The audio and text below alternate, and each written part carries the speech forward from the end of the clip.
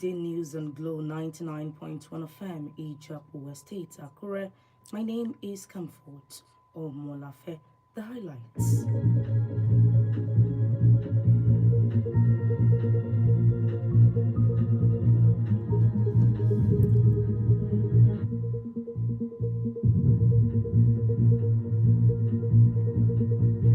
Tinubu to replace defense minister.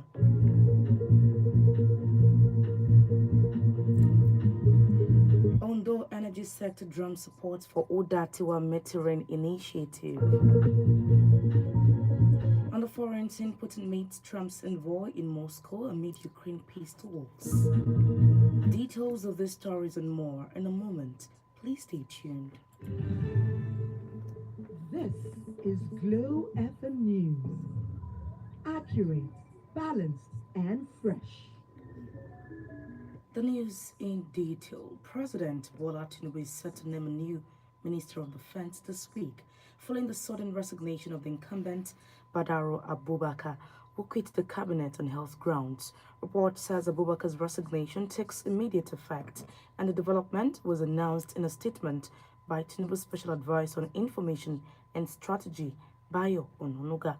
Abubakar served as a two-term governor of Jigawa State from 2015 to 2023 before his appointment as Minister of Defense on August the 21st, 2023.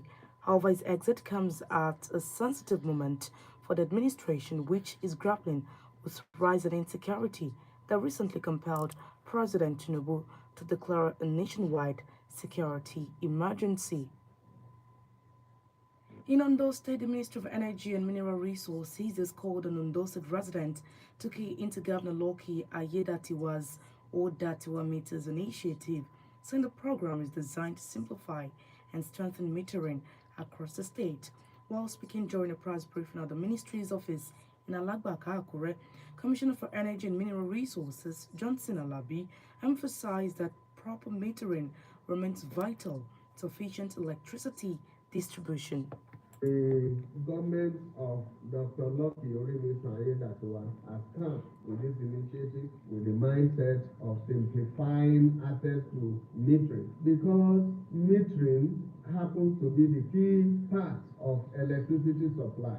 Although they continue to experience challenges related to estimated billing, slow metering rollout, and low customer satisfaction across electricity distribution network. And that is the reason we have decided to bring this metering initiative down to the average citizen of Ondo State, where they are able to pay by installment. Alabi disclosed that 50,000 meters are currently available for distribution, urging residents to desist from illegal practices that undermine power supply. For this purpose, we have acquired 50,000 meters for immediate deployment and distribution. Electricity theft is a criminal offense. We want to warn every resident of Ondo State not to indulge themselves in electricity offense. The commissioner added that the ministry has the capacity to communicate with the meters remotely and encourage residents to channel all complaints on electricity distribution to the Ondo State Electricity Regulatory Bureau. The president of the Miyetti Alakat Breeders Association of Nigeria, Makban Othman Ngozirama, says the association recognizes that a transition from open grazing to modern ranching is inevitable. Othman acknowledged that a shift is necessary to reduce clashes between farmers and herders and to minimize the impact of climate change. At the end, ranching is going to be the only solution, because settlement of the pastoralists is what is required to be done. But you know, this is a way of life of people that you want to change, and involving is the only source of livelihood they rely on. So it has to be a gradual process. We believe this open grazing will not last long, even in the northern part of the country where the pastoralists think they belong, because of the growing population, effects of climate change that always affecting the environment, the land, and what have you. So with these factors, one has to accept that open grazing is not going to be sustained any longer.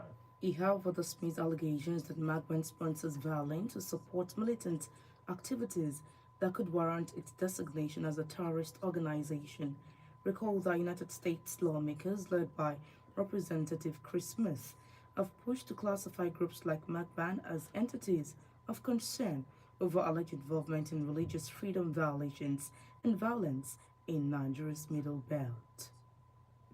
To the state of Osun, Governor of Osun State Ademola Adeleke has formally resigned from the People's Democratic Party, citing persistent leadership turmoil at the party's national level. In a statement shared on his social media page, Adeleke confirmed that he submitted his resignation to party officials in Shagba Abogunde, Ward 2, Edo North local government on November the 4th, 2025. Ella report from the PDP state chapter indicated that Adeleke was unlikely to seek the party's nomination for the 2026 governorship election unless the internal conflict were resolved. Meanwhile, the leadership had expressed hope that the resolution, recognized by the Independent National Electoral Commission, could persuade him otherwise. You're listening to Midday News on Glow 99.1 FM, Ijapu Estate, Akure. Still to come on the other side of the bulletin, Putin made Trump's envoy in Moscow amid Ukraine peace talks. Please stay with us. This is Glow FM News. Accurate, balanced, and fresh. You're welcome back. Glad to know you're still there. You're listening to Midday News on Glow 99.1 FM, Ijapu Estate, Akure. You can connect with us on our website at www.glow991fm.com. Our X handle, Glow991fm. On Facebook, Glow99.1fm, Akure. On Instagram, Glow991fm. On YouTube, Glow from Nigeria. Glow from application is available on Google Play Store. You can also listen to us live on Radio Garden. Now to the rest of the news.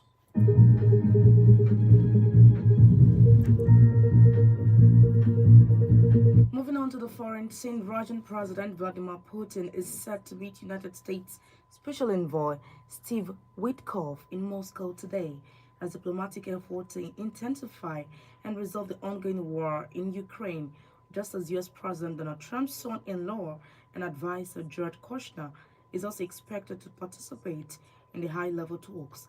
The summit follows 2 days of negotiations in Florida between Ukrainian and U.S. officials, including Witkoff and Kushner, aimed at refining a U.S.-backed peace plan, initially seen as favorable to Russia. Ukrainian President Volodymyr Zelensky described the discussion as constructive, but noted some tough issues still have to be worked through. Kremlin spokesman Dmitry Peskov confirmed that Witkoff's meeting with Putin will take place in the afternoon, just as Zelensky emphasized Kyiv's priorities, maintaining Ukraine's sovereignty and securing strong security guarantees.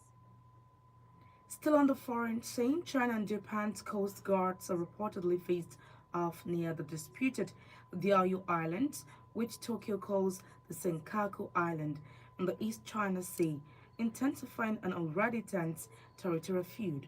China's Coast Guard claimed a Japanese fishing vessel had illegally entered water into it hazard as Chinese territory, but the Chinese spokesperson Liu Dejun said the Coast Guard warned the vessel and took necessary law enforcement measures to defend the Diaoyu Islands, urging Japan to immediately stop all acts of infringement and provocation.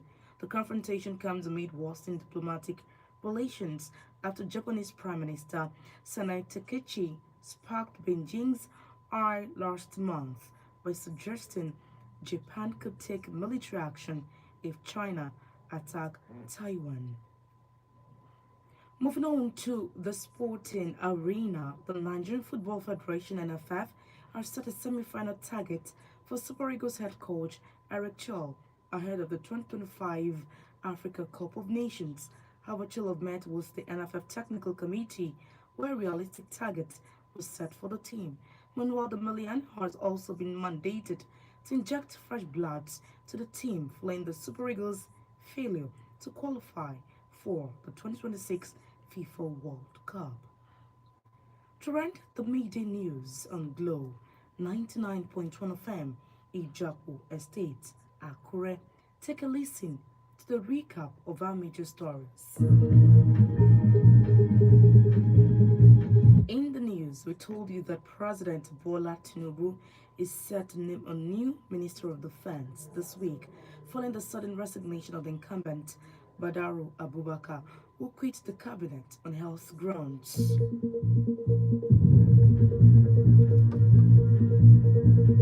We brought you hearing that the Ministry of Energy and Mineral Resources has called on Ondo State residents to key into Governor Loki Ayedatiwa's Odatiwa Meters initiative, saying the program is designed to simplify and strengthen metering across the state. And on the foreign scene, we informed that Russian President Vladimir Putin is set to meet United States Special Envoy Steve Witkoff in Moscow today as diplomatic efforts intensify to resolve the ongoing war in Ukraine, just as U.S. President Donald Trump's son-in-law and advisor Jared Kushner is also expected to participate in the high-level talks.